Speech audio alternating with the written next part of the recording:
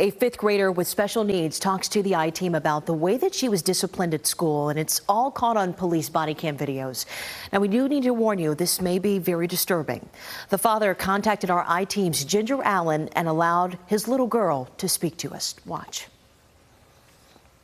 I wanted to talk to you about the situation, and I wanted to let everybody know that you should tell your parents, like, even when, like, anybody's bullying you, like. Fifth grader McKenna Lombardo tells us all about the argument that began on paper with another student last May. So this girl, she kept on writing me these notes talking about, like, she's talking about my mom and drawing pictures of me, like, fat and all that. The situation at Cryer Intermediate School, about 3 hours south of Dallas, escalated, and Conroe ISD officers were called. A report states before police arrived, the 10-year-old was, quote, physically aggressive and throwing markers, and she had pinned her associate principal's arm against a door frame. Once officers got there, they found McKenna on the playground. You hear a teacher explain that her arm was slightly injured. She says she had gotten in the way of a door while McKenna was trying to leave a classroom. Blocked me into the door, which, you know, I filed charges just so you know, you don't have to worry about that. You said you get in trouble. You do get in trouble? Yes, ma'am. When you watched the video, were you being difficult? Yes. You think so? Yes, I can admit that I was being difficult.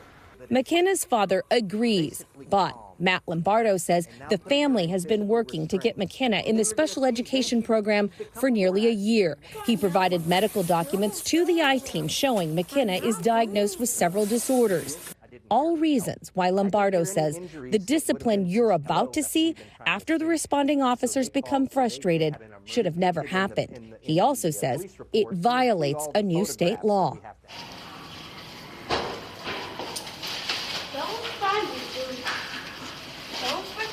Let's go. Let's go. I'm not going. You will come with me, or we will go to juvenile. Okay, we will. Then let's go. Turn around, put your hands behind your back. No. Turn around, put your hands behind her back. No. Now you're resistant. No, Turn around, put your hands behind your back. I'm trying to go get my shoes. You're not going to get your shoes. Why? Now My you'll shoes. listen. You'll put your hands behind your back. I need to go get my shoes. I will get your shoes. Put your hands behind your back. No. There's room. Wow.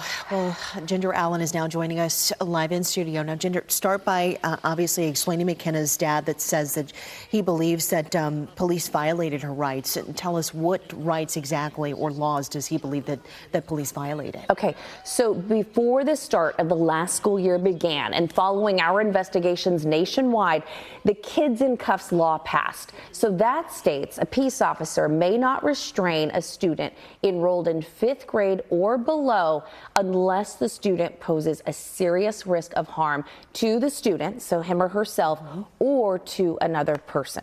Okay. So McKenna's dad says at the point she was arrested, this video proves she was a challenge. He had no trouble admitting that. He said that to us. But he says she was not a threat to herself or anyone else, and he truly believes that body cam proves that. Yeah, I mean, I'm sure Dad watched the video numerous times, as most parents would. It is very disturbing to watch as a parent, especially one being like myself, you know, with a child with special needs. What stood out to him the most? So there was one other part of this, and I want to warn people, this is disturbing, that really bothered him, and rather than tell you about it, I first want to show you. So we're going to play a little bit more of the body cam video so you can see it and decide yourself. Think about that. I feel silly doing that. I've seen way less. I've seen way less. What would the consequences be? Was it yes? Well, she's in handcuffs already, so she's going to juvenile. She just gets charged with assault. Assault on a public servant. Sorry, that was in the way. Oh, yeah. It don't matter.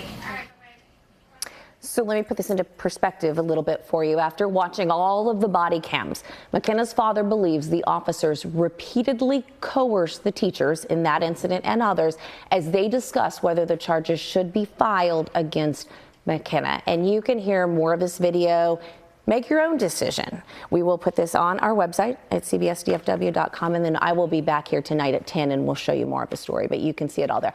I do want to point out that I reached out to the school for their side of this. We've talked to teachers. You know this personally. Yes. It can be difficult. Yes. These classrooms in particular can be dangerous as well, but the school district did not want to talk to us due to privacy laws, and then the police department has not followed up with me with a response.